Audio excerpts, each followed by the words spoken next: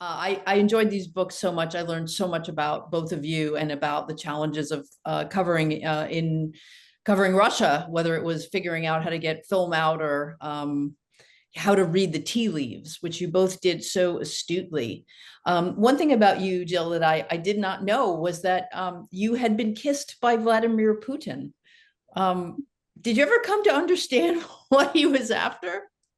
It's so weird because I almost entitled the book, Putin's Kiss or something like that, but it seemed ridiculous. But it actually did happen. Briefly, I was at Valdai, which is this, or it continues, no Americans go anymore, but a yearly meeting in which Putin kind of expounds about his ideas for 4 hours, a big confab of people. And I wanted to make a pitch for CNN to do an interview with him, made my way to him, had a brief conversation because he did remember, he knew who I was. And as I turn to his press flack, he kisses me. And so in the book, I mean, as Beth knows, I thought, whoa, Putin has kissed me. And I think that was one of the purposes for what he did. But I use that as an example of how Putin acts, because I very quickly talked to a Russian friend, a female, and she's a journalist, and she said, "Oh, Putin kissed me too."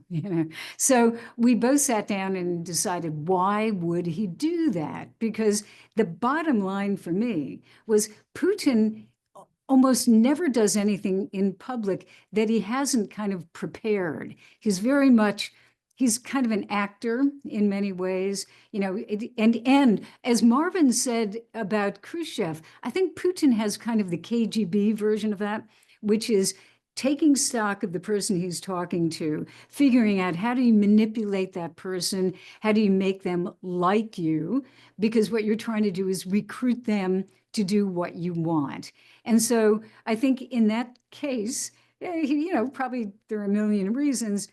He's happy to see me, the old days when you could actually get positive stories about Russia. The other, I think, was to kind of discombobulate me, which he successfully did. The other one was misogyny. He's definitely a misogynist with a capital M.